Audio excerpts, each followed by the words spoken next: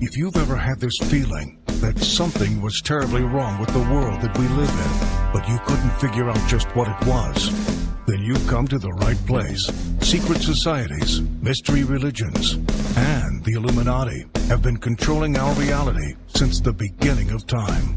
But not anymore, because there is an awakening happening, and you are about to become a part of it.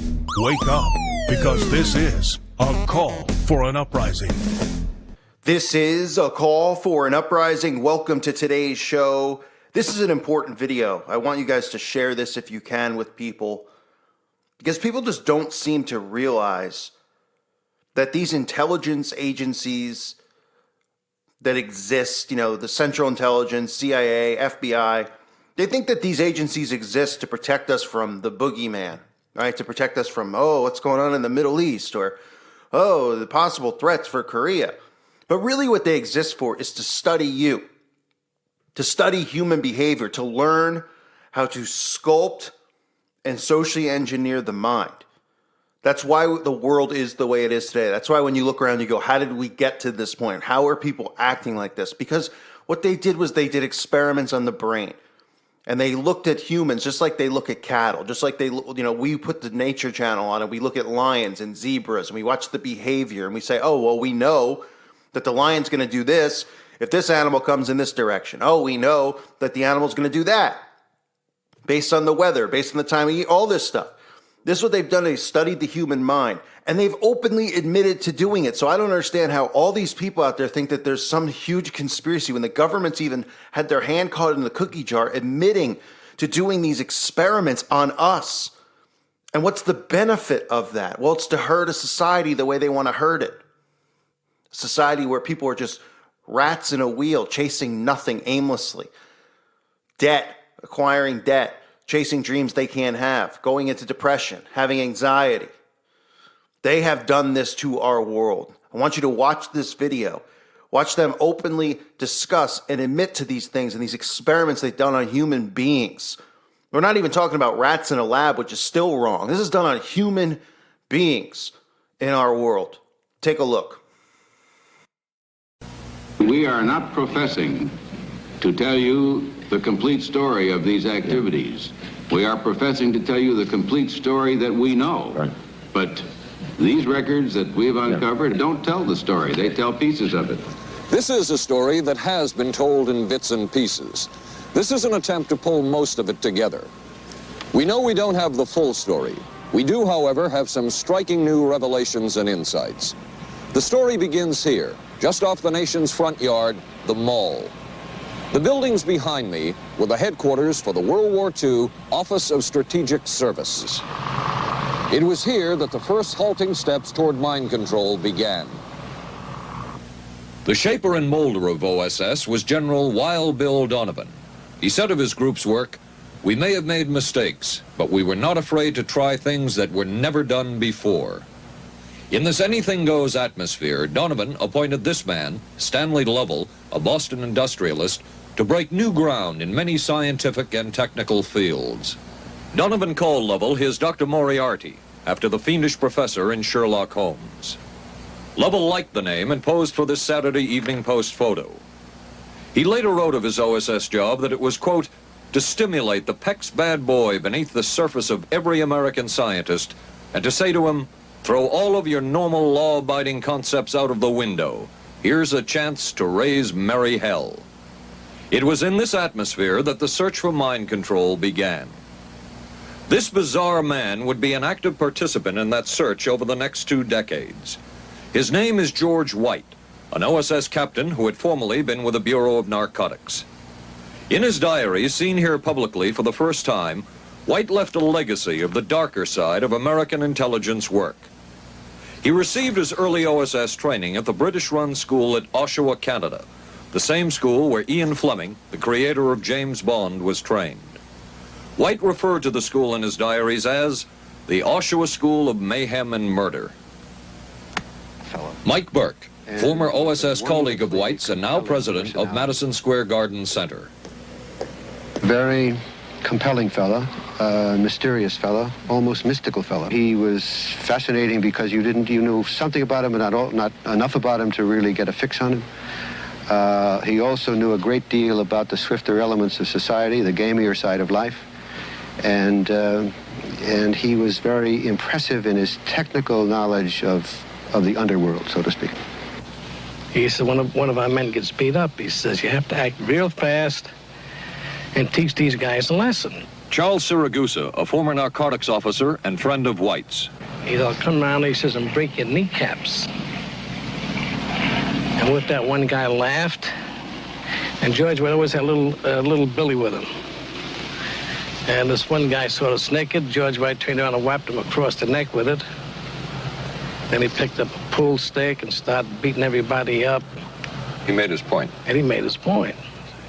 George White was not a man of understatement or subtleties. His boss at OSS, Stanley Lovell, referred to him as deadly and dedicated.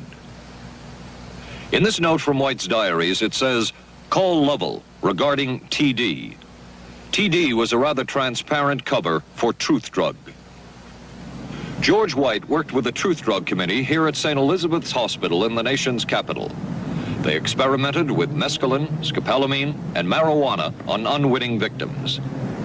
The committee soon learned there was no easy panacea, no truth drug at this stage. But White and later colleagues would not stop trying. The goal remained the same. As this 1952 CIA memo says, the aim is controlling an individual to the point where he will do our bidding against his will, and even against such fundamental laws of nature as self-preservation. But it was a discovery here in Basel, Switzerland, at Sandoz Laboratories by Dr. Albert Hoffman that led the intelligence agencies of America to believe that they had found the panacea.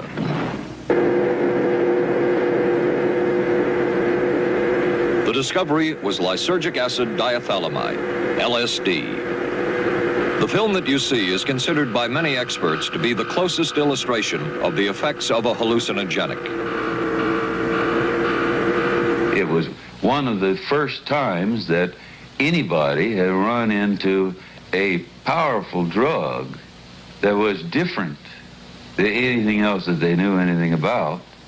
John Gittinger, recently retired chief psychologist for the CIA.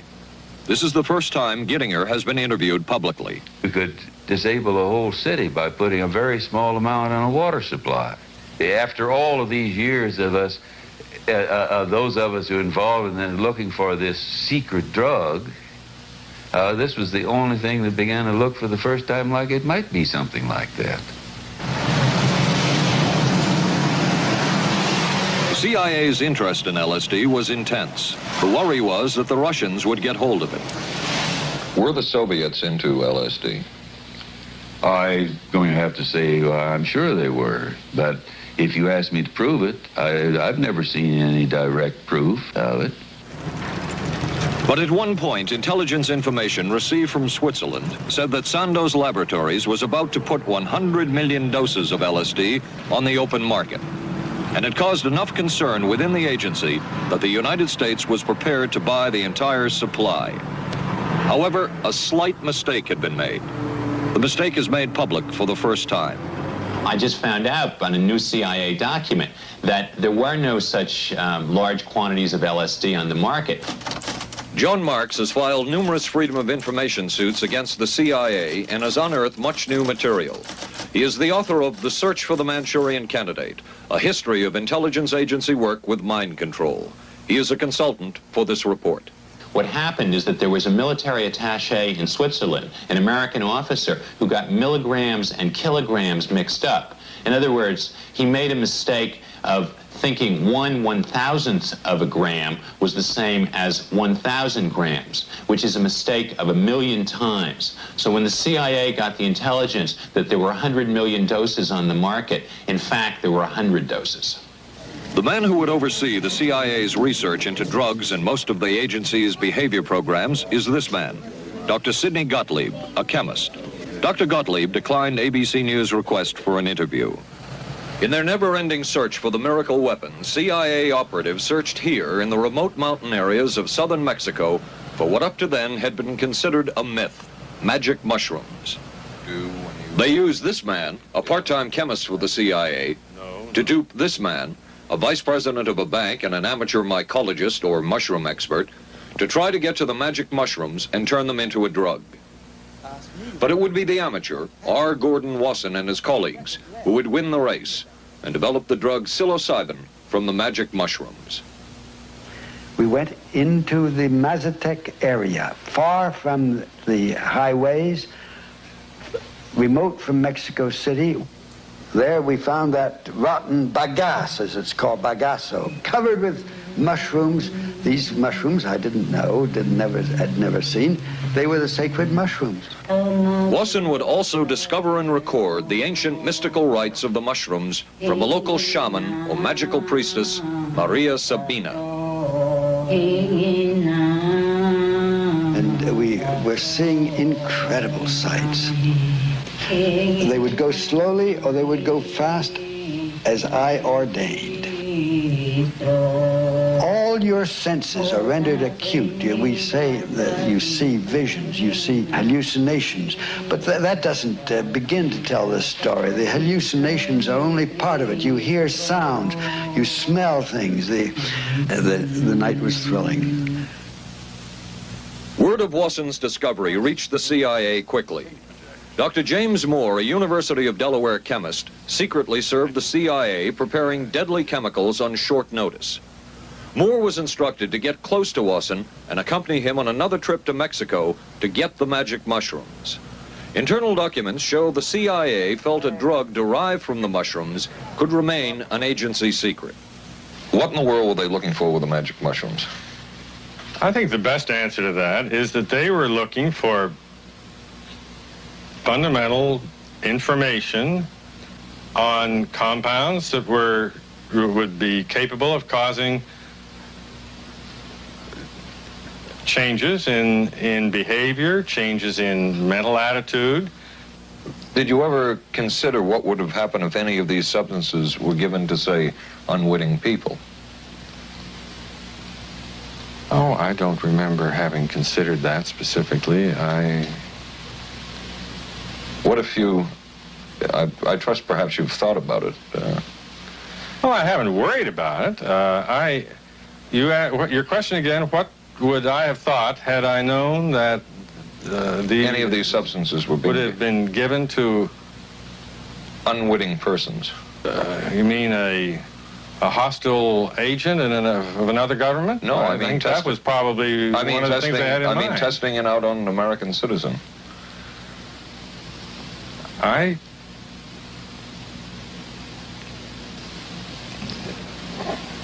I guess I must seem very, very cold-blooded about this, but I don't recall ever having been very much preoccupied with that issue.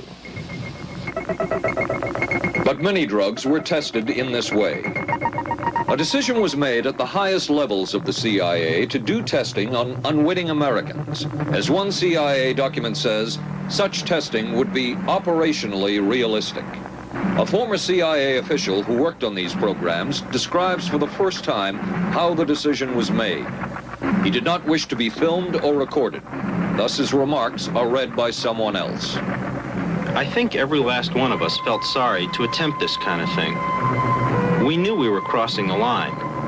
Every decent kid knows he shouldn't steal, but he does it sometimes. We knew damn well we didn't want anyone else to know what we were doing. The decision was made to do testing on unwitting victims. It was decided they should be on the fringes of society because they were most vulnerable. It was the borderline underworld, prostitutes, drug addicts, and other small-timers who would be powerless to seek any kind of revenge in case they found out. And as their predecessors had a decade earlier, the CIA turned to George White for help. White was now a high-ranking narcotics official, and by this time, the stories about George White were legendary. So the waiter says, "May I help you, monsieur?"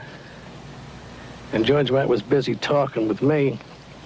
He paid no attention to the waiter, so the waiter tapped him on the shoulder, says, "May I help you, monsieur?" George White turned around, whipped his gun out, and stuck it in the guy's face like this in this crowded restaurant. George White did not mind bending the law, and he knew the street well. He was the ideal choice for what the CIA had in mind. We were Ivy League, white, middle class. We were naive, totally naive about this, and he felt pretty expert. He knew the whores, the pimps, the people who brought in the drugs. White set up so-called safe houses for the CIA in New York, here in Greenwich Village, and later in San Francisco, in this hotel, and in an apartment atop Telegraph Hill with a commanding view of San Francisco Bay. While the existence of these safe houses was disclosed last year, details of what took place within them has not been told. A former CIA official who worked in the safe houses reveals that they were used not only for drug testing, but to study sexual behavior and how it could be used to manipulate people. We did quite a study of prostitutes and their behavior. How do you take a woman who is willing to use her body to get money out of a guy to get him to talk about things which are much more important, like state secrets? We learned a lot about human nature in the bedroom. We started to pick up knowledge that could be used in operations. There would be victims in all of this, but as the agency knew, they couldn't fight back. Some entries from George White's diaries. Clarice gets horrors. Janet, sky high. As one agency memo says, we have no answer to the moral question. The safe houses were not the only testing grounds. Millions of dollars would be spent on LSD research at universities throughout the country. And word would begin to spread on campus about this so-called mind-blowing drug. And suddenly, there was the counterculture of the 60s. I give the CIA a total credit for sponsoring and initiating the entire consciousness movement, counterculture events of the 1960s. Dr. Timothy Leary, the 1960s Johnny Appleseed of LSD. The CIA funded and supported and encouraged hundreds of young psychiatrists to experiment with this drug. The fallout from that was that the young psychologists began taking it themselves, discovering that it was an intelligence-enhancing, consciousness-raising experience. I know that some of the studies in which the CIA had supported used as subjects people who later became strong proselytizers of LSD. So, in that sense, yes, I think it did sustain the perpetuation of the use of the drug. And it's rather ironic, isn't it? The counter case that I would make in relationship to that is to remember that the people who were doing the research were people who would be doing the research regardless of who was the sponsor. I don't think anybody working in that time in the remotest ever thought that it would blow up into the kind of thing that it did.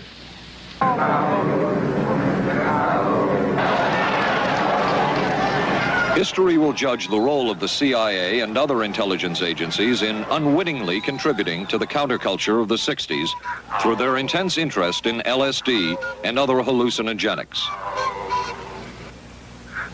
But for the moment at least, the argument can be made that the CIA helped usher in the age of Aquarius.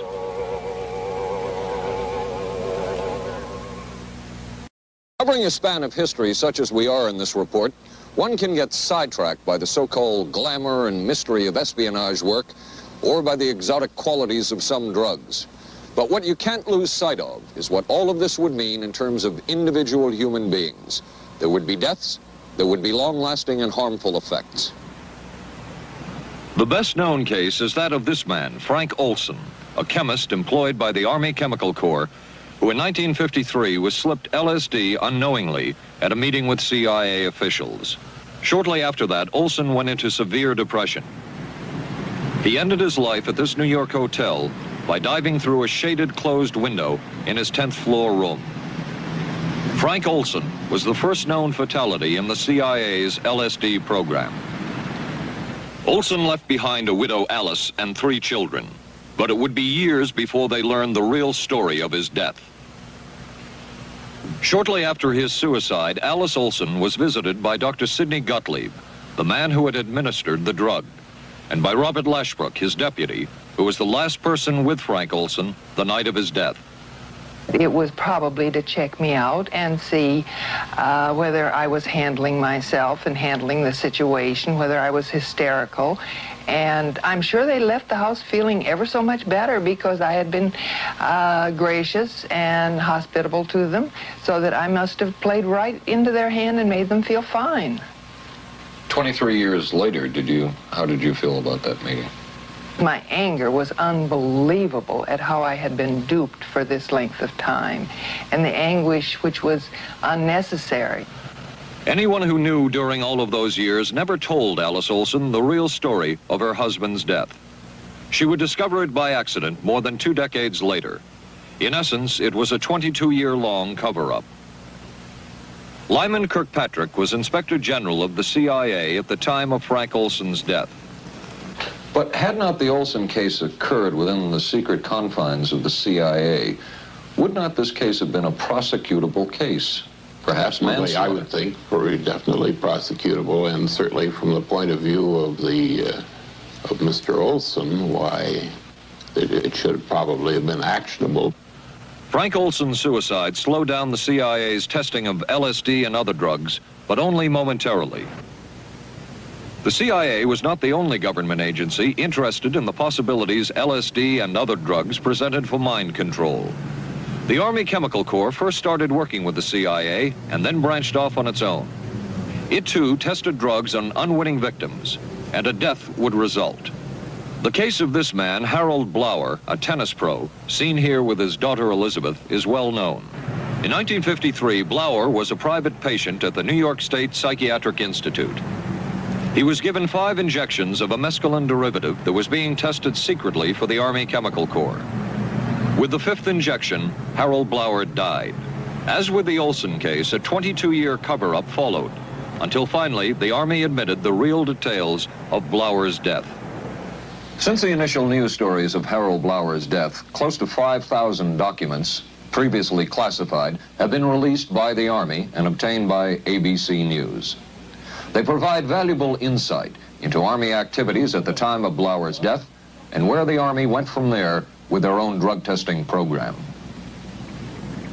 From a previously classified deposition of Dr. James Cattell, who administered the mescaline derivative, on the purpose of the drug testing, to produce symptoms similar to those that you see in schizophrenia, on how much the patient knew about all this. We didn't delineate all the possibilities of what might happen because then you contaminate your experiment. Cattell then relates that he never even knew what drug he had given Harold Blower because of the secrecy of the Army experiments. We didn't know whether it was dog piss. This was secret. This was a secret. We weren't in on it. We asked Blower's daughter Elizabeth for her reaction. What? How can anybody react to that? I mean, that is so far from what you'd expect from a human being, never mind a doctor, never mind a professional specialist who's supposed to care about people's minds. It's unbelievable. A suit filed by Elizabeth Barrett against the Army Chemical Corps is now pending in federal court. Other Army experiments continued on mental patients around the country. Work done at the Tulane Medical Center in New Orleans involved several drugs, hallucinogenics, and electrodes implanted in the brain. The chief researcher was Dr. Russell Monroe, now head of the psychiatry department at the University of Maryland. These are various progress reports written by Dr. Monroe and recently obtained by ABC News. From one of the progress reports, a report of a woman who had electrodes implanted in the brain and was then given LSD and other drugs. She became agitated, cried, lapsed into a trance-like state.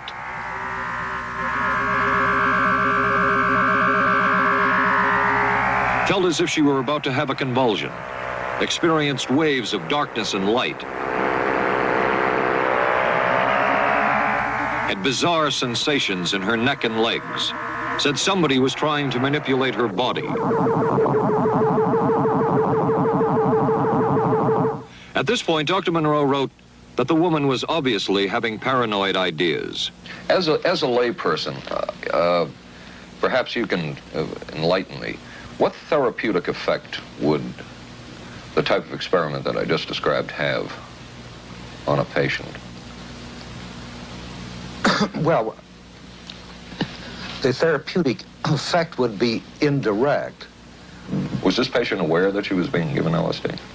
Yes, I mean, they were told that they would be given some medication, and they should have specifically LSD? Well, we told them, I don't think that they would have even known what LSD was then at the time.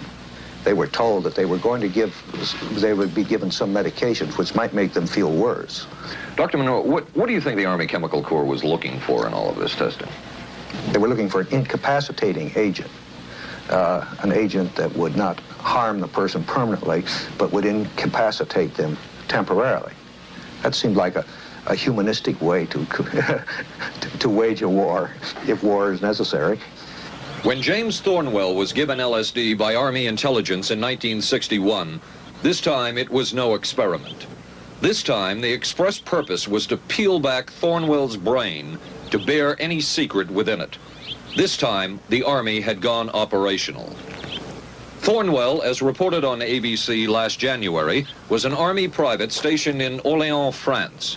Classified documents were missing from his unit. Thornwell became a suspect.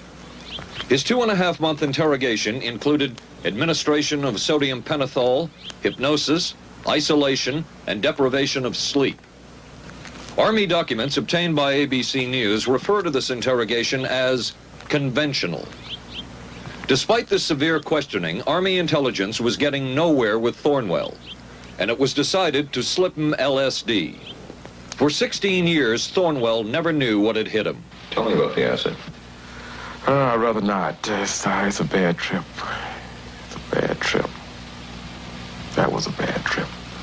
The pain was so excruciating. Felt like somebody was sticking me with 1,000,000 pins. You know, just everywhere. Oh, it just... Oh.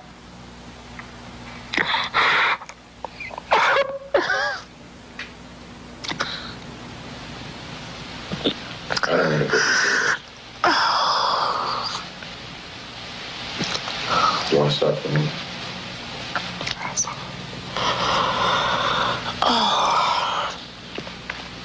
I walked around. You want to stop? Oh, I can talk. I lived through it. I lived through it. I lived through it. No charges were ever brought by the Army against Thornwell. He was discharged for psychological disorders. But an Army psychiatric evaluation of Thornwell obtained by ABC News, one which was done prior to Thornwell having been given LSD, says of him, fairly cooperative, oriented, alert, and gave no evidence of psychosis or depression. From the Army's point of view, this type of LSD interrogation was a success. Other documents refer to the exploitability of interrogation subjects, cracking them, keeping them off balance mentally, and providing an economical, speedy, and productive aid to interrogation. From James Thornwell's point of view, it was no success. Thornwell still has serious problems. He's run through 2 marriages. He maintains he can't hold a job, can't concentrate, has nightmares, and feels socially and emotionally isolated. Last fall, Thornwell filed suit against the government in federal court. In a moment, we will examine the closest experimentation to brainwashing that we have uncovered.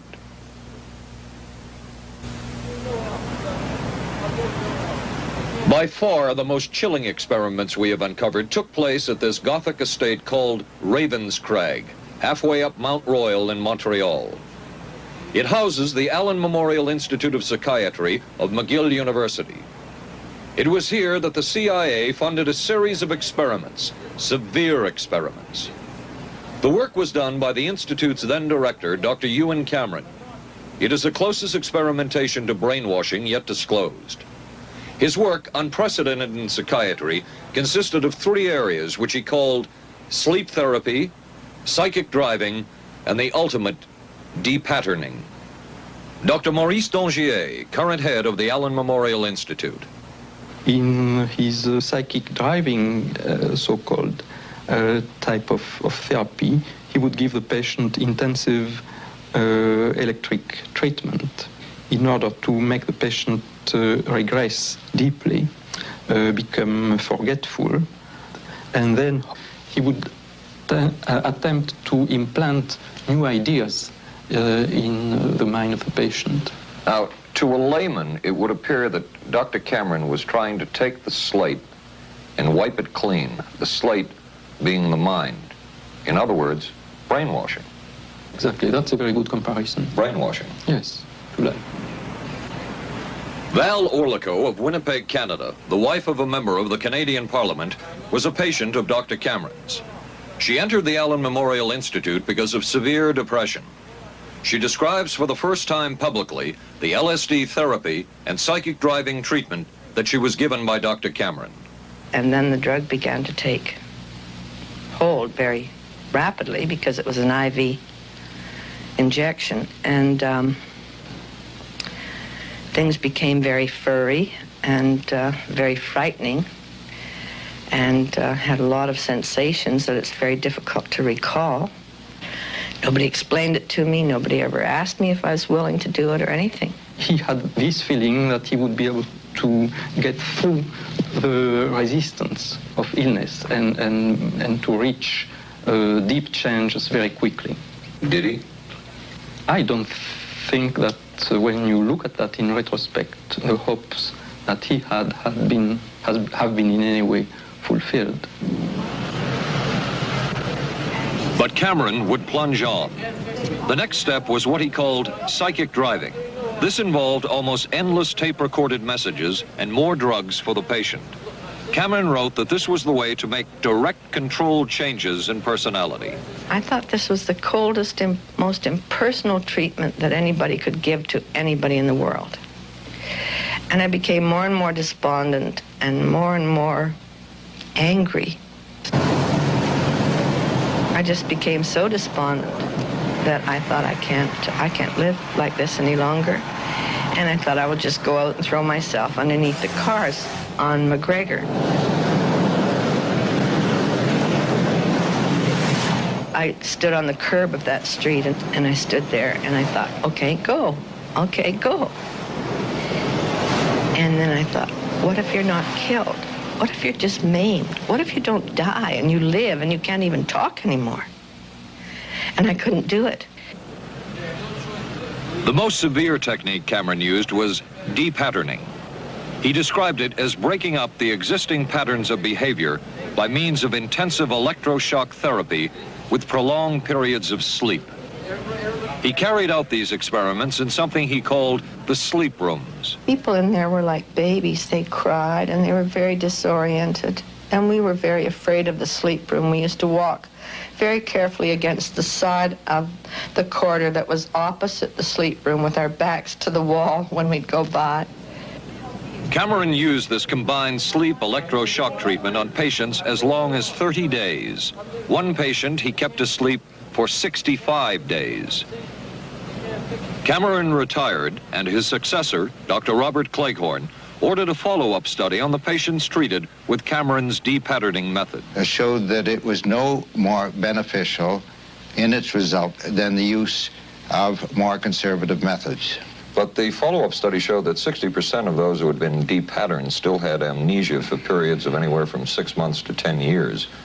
That's quite a memory loss, isn't it?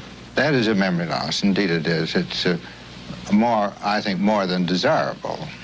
In retrospect, does Dr. Cameron's experimentation and his treatment appear harsh? I would say yes. I mean, this forceful type of approach that I was describing to you is definitely, it can be said that it's harsh. I wouldn't call it harsh. I would say it was harder on the staff than it was on the patients, because these people had to be fed and they had to be cared for and they had to be given sufficient fluid and food and toileted and so on and so forth. It was a very difficult thing for the staff to follow these patients properly and see that they did well. Well, I'm glad he was concerned for the staff. But damn it all, I wouldn't. I could have maybe had a different kind of life. And that makes me angry and sad, and I don't know how to explain how I feel, really. I just. How did you feel when you learned that Dr. Cameron's experimentation was financed by the CIA? Well, I thought, oh, I can't even use the word that I thought, because I thought, that bastard. And he was too smart. He knew who he was working for. And, excuse me, but I just, I just can't, sometimes I can't believe it. And yet I know it's true. If you had the opportunity to say something to the people at the Central Intelligence Agency who financed this study, what would you say? I realize the CIA is a very important organization and they have a very important job to do. But God, it surely doesn't have to be done on people who are totally incapable of knowing what's happening or having any defense against it. And I can't imagine the mentality of people who would do this. I just can't. As for Dr. Cameron, he died in 1966 while mountain climbing. A colleague wrote of Cameron, "For him, the ends justified the means. And when one is dealing with the waste of human potential, it is easy to adopt this stance." Dr. Cameron seemed ideally suited for what the CIA had in mind. It was the Cold War, and especially the trial of Joseph Cardinal Mindszenty, who was forced to testify in a Hungarian court that he was a spy. And then later, the Korean War, with the coerced and mainly fraudulent confessions of American servicemen. My germination took place on the... That would spark intense interest in intelligence circles about brainwashing. The CIA secretly commissioned a study of communist brainwashing methods at the Cornell University Medical Center. A leader of that study was Dr. Lawrence Hinkle. He explains first the Russian method of controlling and breaking a person. Absolutely isolated from everyone else, with one man whose job it is to get you to write the extent to which you are a criminal. In this setting, you can get people to do most anything, do you see? Because you don't have to lay a hand on them. And by the time you get through and you go up before the judge, the fellow says, "Were you a spy?" He says, "Yes, I was a spy." The Chinese never really had this kind of a state police system. They would get him in, and all this fellow does is ask you to write, rewrite, and talk to him about your whole life. I graduated from pilot training in 1949. While the purpose of the study was to find out about communist brainwashing techniques, CIA documents show that the agency was interested in developing mind control methods of its own to precondition and control Chinese living in this country to be sent back to their homeland as CIA agents. What do you think they were looking for?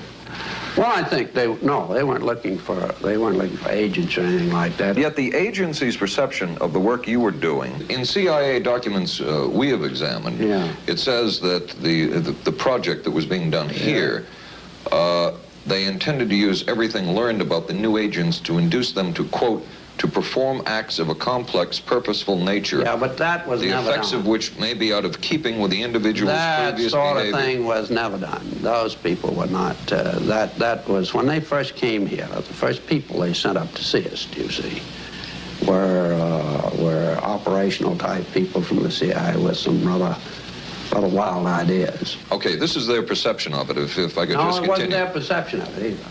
No, it wasn't. Dangerous to his being, contrary to any previous consciously expressed intentions and interests, contrary to the good of the individual, and subversive to the goals for which he is consciously working. I understand all this talk.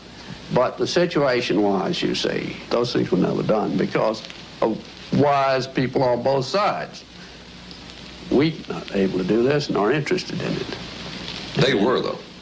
Some of the low-level people were, but the high-level people were not, to tell you the truth. But documents clearly show that the CIA was attempting to develop agents over whom they had as much control as possible. Agents who would perform tasks contrary to their own good.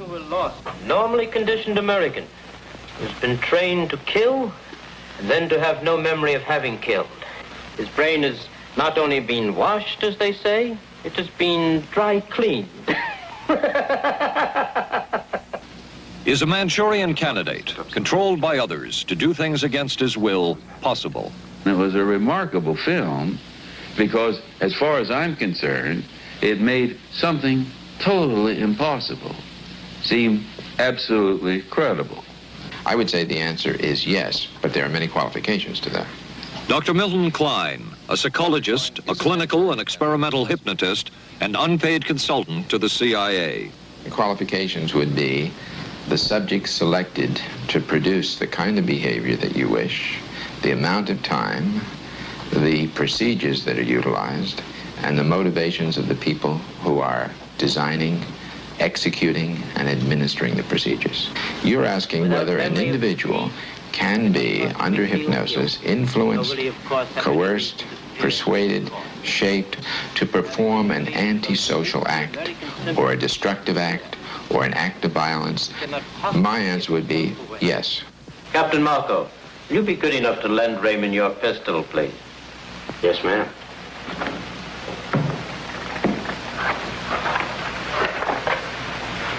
Thanks, Ben. Sure, Kid.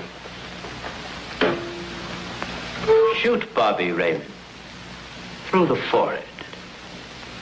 Yes, ma'am.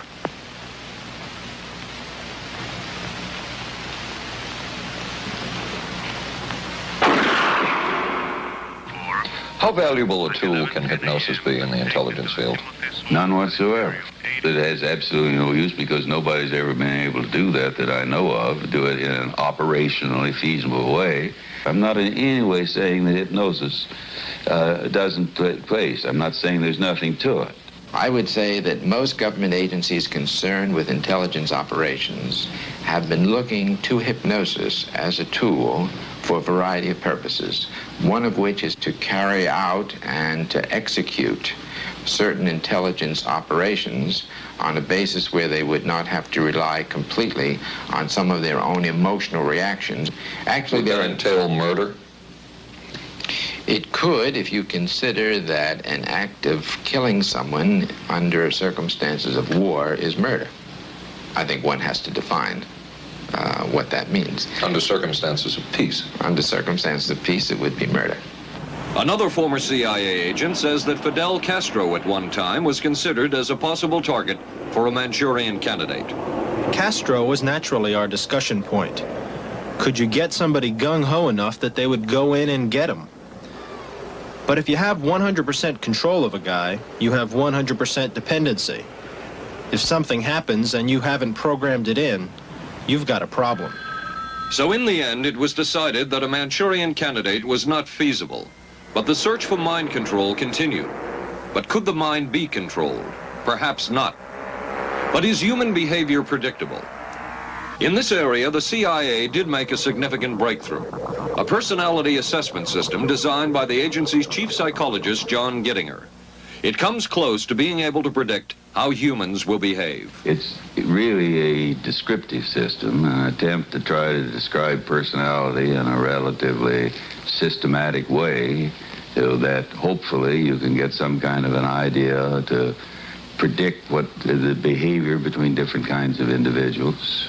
Gittinger's system had many uses in intelligence work. One was to draw personality portraits of world leaders. Using Gittinger's system, the agency concluded the Shah of Iran is a brilliant but dangerous megalomaniac whose basic problems resulted from an overbearing father. And there were other applications. Your assessment staff played a key role in helping other governments pick their police intelligence agencies, including, we've learned, the Korean CIA, Uruguayan National Police. Can you tell us about this? No. Author John Marks. The former #2 CIA man in Uruguay told me how in 1966, John Gittinger and an assistant traveled down to Uruguay and gave the tests in order to select members of the Uruguayan intelligence service. A psychologist who used to work for the CIA told me in 1961 he personally traveled to South Korea as part of an American CIA effort to set up the Korean CIA and to give the personality tests to candidates for the Korean CIA to choose the best man for their secret police. But one of the basic functions of Gittinger's system was finding the vulnerabilities of an agent, a double agent, or a potential agent. In its applicability to intelligence work, isn't the PAS system looking for a person's soft spot? Well, of course, the answer to that is yes, but I hasten to say soft spot. This is what I consider a negative word. Of the hundreds of behavioral projects undertaken by the CIA, Gittinger's appears to have been one of the more successful and more conventional. Other experiments were not as conventional. Neurophysicist Dr. Jose Delgado was financed by the Office of Naval Research. In this experiment, the bull is sedated. Electrodes are implanted in its brain. Delgado transmits an electronic impulse to the center of the bull's brain. Delgado has remote control of the animal. Recently released CIA documents refer to the feasibility of remote control of animals and that special investigations will be conducted toward the application of selected elements of these techniques to man. Other areas were examined through the 60s and 70s. Brain surgery, psychosurgery, creation of amnesia, parapsychology, manipulation of genes. Even though past and present CIA officials have indicated this kind of work ended in 1963. All truth, nothing but... And one of those who took part in these programs. Thank you, sir. In 1977, a Senate subcommittee heard testimony from many of them, but the testimony was not that revealing. According to one of them, they agreed amongst themselves to keep the inquiry within bounds that would satisfy the committee. Former narcotics officer Charles Siragusa says that he was asked to limit his testimony by the man he reported to at the CIA. He wanted me not to say anything. To perjure yourself. That's right. Well, either that, I'd have to perjure myself or take the Fifth Amendment. And I'm not about to take the Fifth Amendment for anybody. Okay. Former CIA chemist Robert Lashbrook testified he had no first-hand knowledge of the agency-run safe houses when, in fact, he supervised one of them. There was very little... And according to George White's diaries, was at a safe house when White conducted what he called an LSD surprise experiment. Dr. Sidney Gottlieb, whom we recently filmed near his California home, oversaw many of the CIA behavioral programs. He retired in 1973 and destroyed the records of this work. In sort of a valedictory letter, Dr. Gottlieb wrote that he and his colleagues had been able to maintain contact with the leading edge of developments in the field of biological and chemical control of human behavior. Dr. Gottlieb also testified before the Senate subcommittee, but from an anteroom where he could not be filmed because of what his lawyer termed health and cardiac problems. Dr. Gottlieb declined ABC News' request for an interview. And what of George White, the man who helped the agency in so many of its programs? He would retire here to Stinson Beach, California. And shortly before his death, he wrote to his boss at the CIA, Dr. Sidney Gottlieb, and summed up his career by saying, "It was fun, fun, fun. Where else could a red-blooded American boy lie, kill, and cheat, steal, deceive, rape, and pillage with the sanction and blessing of the All-Highest?" Has mind control been achieved? From all of the available evidence, it appears doubtful. The human will has prevailed up to this point. But as we have seen, work is continuing in this field, work that we still don't know very much about. How deeply are the Russians and other dictatorships into all of this? We really can't say, and the CIA is reluctant to give out information about it. But the basic question remains, what place does all of this have within a democracy? One final point should be made. As one of the persons who worked on these programs told us, we are very capable, conscientious, and very dedicated scientists working for our country. Their work speaks for itself. This is Paul Altmeyer for ABC News.